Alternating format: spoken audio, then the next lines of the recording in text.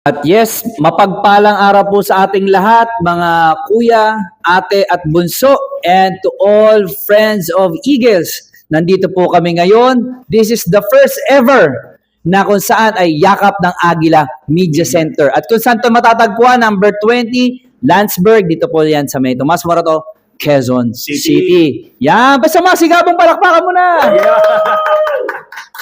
Siyempre, alam nyo, mga kuya, napakaganda. Kasi ito yung unang-una, after 4 decades, nagkaroon na tayo ngayon ng official media center. Yes, Diba? kuya. Actually, official media center po, ibig sabihin po, ito po ay under po sa regulation po ng national. Yes. So, ibig sabihin, hindi po ito yung nagsama-sama kami, sumampa kami.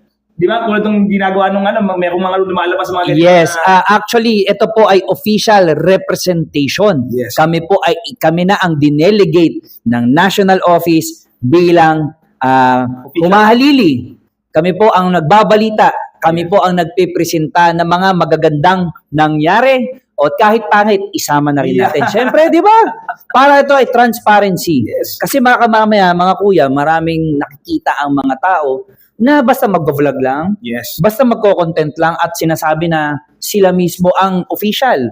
Diba? Ito hindi. Galing mismo at ito ay isang order Yes. coming from the national president himself. May resolution po ito. Yes. Napaluan po ito para sa mga kuya natin at ate na nakakaintindi. Pinaluan po ito.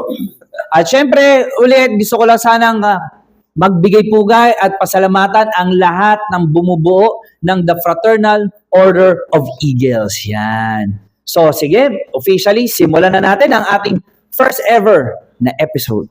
Pero siguro bago natin simulan siguro talagang magsimula tayo officially, kailangan siguro makilala muna tayo ng mga kuya, ate, bunso at kaibigan ng Agila saan man panig ng mundo. Tama, ako, kilala, ikaw kilala. Ewan ko lang sa katabi ko. Magpapakilala pala.